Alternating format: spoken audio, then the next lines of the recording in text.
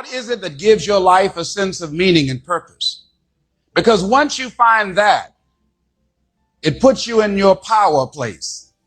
See, if you know what your life work is, I encourage you to start working on it. If you can't do it all at one time, do just a little bit of it. And if you don't know what it is that you showed up to do, if you don't know why you're here, I encourage you to find out what your purpose is here. What is the meaning of your life? What will be different? Have you ever asked yourself that question? I've done that. I remember coming from a friend of mine's funeral, and I was reflecting on how much time I had left. And I went for a walk in a park thinking about this guy whose life was so promising. And I mean, he wasn't an old guy. He was quite young, in fact. And I thought about all of the things that he said he was going to do, and he never got a chance to do those things. And I started thinking about my own life and how much time I had left to do the things that I would like to do. And at that time, I wasn't sure what my life purpose was, what my life's work was. I wasn't sure about it at that time. And I thought about it quite a lot. I had some idea, but I wasn't convinced, and I don't think I felt worthy. I didn't believe that it could be me to do this kind of work that I'm doing right now. And I say to you that if you begin to take a conscious effort to find out what it is that you're supposed to do, I say that it can literally save your life. 85% of the American public, according to recent studies, are going to jobs that they hate, working on jobs that do not challenge them. They get sick thinking about going. Because see, when you go to a job and you already know how far you can go, you can already see that proverbial glass ceiling. See, when you're going someplace and you already know how much you're going to make, you already know how far you can go, you're in a dead-end position. It erodes your self-esteem. It lowers your sense of yourself. It creates an inner turmoil. It creates an emptiness in you. So I say that your life is worth finding what it is that you're supposed to do. And I'm not saying quit your job. I'm saying find it and do just a little bit of it. Just start working at it just a little bit, but do find out what your work is and hold on to it and don't let your dream go. Don't let it go. See, and here's something else I want you to begin to look at. Why is it that most people don't pursue their dreams or don't do better than what they're doing if they're capable of doing it? I think that many of us don't go the next step because we don't know what to do yet. And I say that the reason that we don't even explore the possibility of what to do is because subconsciously we don't believe that it can happen for us, and we don't believe that we deserve it. So here's what I'm suggesting. How much time do you spend working on you? How much time do you spend every day working on your dream? In the last 90 days, how many books have you read? In the last year, what new skill or knowledge have you acquired? What kind of investment have you made in you? So I'm saying that as you begin to look at where you want to go, if you want to make it today, and things are changing so fast, you have to literally run to stand still. I'm saying that you've got to make some conscious effort to begin to work to develop you. Here's something else. Most people are not living their dreams because of fear, ladies and gentlemen. Fear, limited vision, and lack of self-esteem is what keep most people doing things they don't want to do. The same reason that people stay in relationships where they're abused or they're unhappy or it's unfulfilling, they can't see themselves beyond that relationship. They can't see themselves enjoying life without that person. They think that this is all that they can do. The same reason that people get stuck at a certain level in life, they can't see things being better for them. And they think that this is it and this is all they deserve. This is all they've ever seen. It's been passed on to them. And they think that this is it for them. Oh no. I was looking what Dr. Blanton Smiley Blanton, who is a colleague of Dr. Norman Vincent Peale, what he said about fear. He said, fear is the most subtle and destructive of all human diseases. Ladies and gentlemen, fear kills dreams. Fear kills hope. Fear put people in the hospital. Fear can aid you. Fear, ladies and gentlemen, can hold you back from doing something that you know within yourself that you're capable of doing, but it will paralyze you. And it seemed like you're in a hypnotic spell. And I ask you a question, what is the benefit? What's the benefit of allowing fear to hold you back? What's the benefit of giving up on yourself, of not stepping out on life and taking life on? What is the benefit for you? What's the plus in that? It's one of the things I had to ask myself. So I didn't want to make any mistakes. I wanted everybody to like me. I wanted to be perfect the first time I did something. It's not going to happen. You're going to make some mistakes. You're going to hurt some folks' feelings. You're going to create some enemies. Whenever you decide that you want to begin to take life on, you've got to ask yourself, how long am I going to allow this to hold me back? I like what Zig Ziglar says. He said, fear is false evidence appearing real.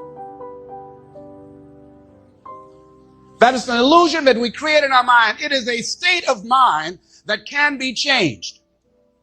So let's look at how we can begin to take some steps to restructure that fear, to begin to expand our visions of ourselves, to begin to increase our self-esteem. Webster said that self-esteem means confidence and satisfaction in oneself. Look at your life right now. Whatever you've done up to this point in time, your life is working. Whatever you have produced, it came out of you as a result of the kind of person that you have become. It's a result of your choices. It's a result of your consciousness. Now you have to ask yourself, are you satisfied with what you have produced?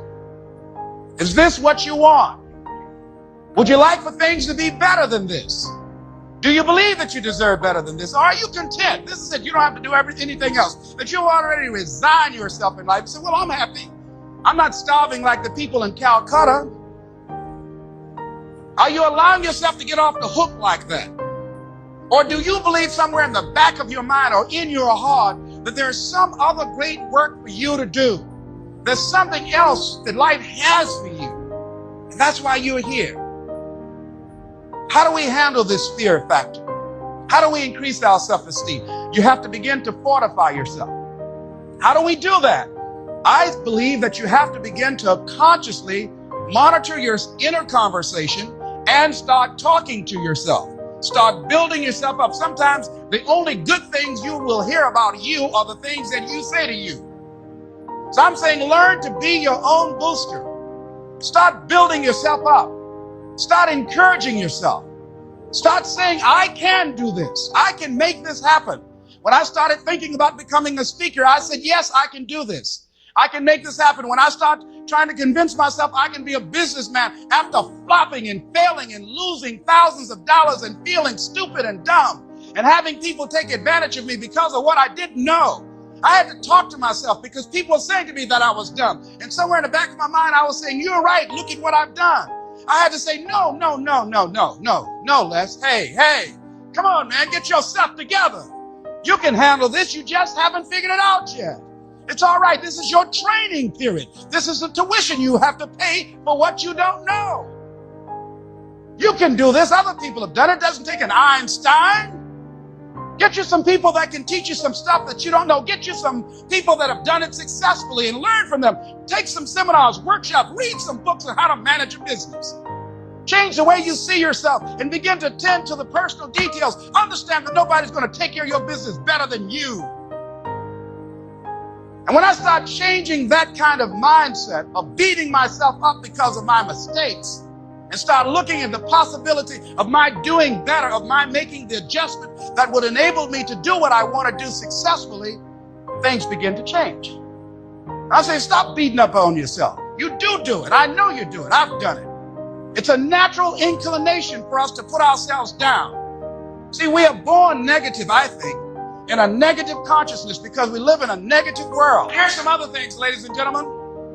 Begin to guard your mind against negative programming, like turn off the television. Don't watch the news. So you've got to guard the kinds of things that you put in your mind. See, if you don't program your mind will be programmed, because human beings are goal-oriented. That's why we die of broken hearts early. That's why we're running through life to early graves. We're going through life, ladies and gentlemen. And I think that Henry David Thoreau said that most men live in quiet desperation. Most of us go through life running scared. So we created this in our minds, false evidence appearing real. We made it real in our minds. That's why Churchill said there's nothing to fear but fear itself. That's the destructive monster. So turn off things that can contribute to your fear. Turn a deaf ear to people that all they can do is talk about how negative things are, because they have bought into the consciousness of the world. Start attending workshops, seminars, listening to tapes on a daily basis to begin to recondition your mind, to retrain your thinking. Faith comes by what? Hearing and hearing and hearing. Listen to things that can empower you, that can enable you to create a new reality for yourself, in a new life for yourself. You might appear to be strange around most people. You know, most people think you're strange if you're happy today. See, these people have not found their purpose in life. That's why they're grumpy. That's why they're miserable. That's why they're so negative. They're hurting and they want to hurt other people. So start practicing using programs for your mind. Seminars, books, workshops. Keep a journal. Record your thoughts. What's happening with you? Every day when you get up, have a journal near you. See, ladies and gentlemen, we get 3 to 4 thoughts a year that if we would act on those thoughts, they could change our life. What idea are you sitting on? Write your ideas down. And then, once you get that idea, take the leap. Take the leap. See, it's out here in the universe. If you don't take the plunge, I guarantee you, somebody else will. Take the plunge. Go into action. And ladies and gentlemen, you will be surprised at how things will come together. You'll be surprised. Now, you're going to have some difficult challenges. I can tell you that now. Be aware of that. Things are not going to work out exactly right. For a time, they will, sometimes. And that's when life is just playing a game with you.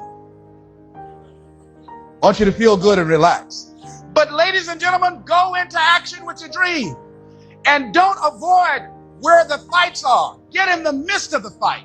Get knocked down so you can learn how to fight, so you can hold your position.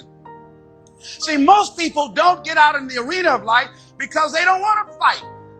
Most people don't get out there because they don't want to get knocked down. They don't want to be dropped to their knees. But see, you're going to be dropped whether you're on the field or whether or not you're sitting on the sidelines.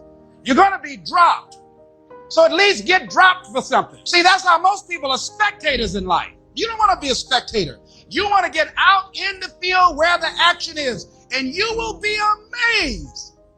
After the struggle, there will be a calm period, and things will begin to click for you.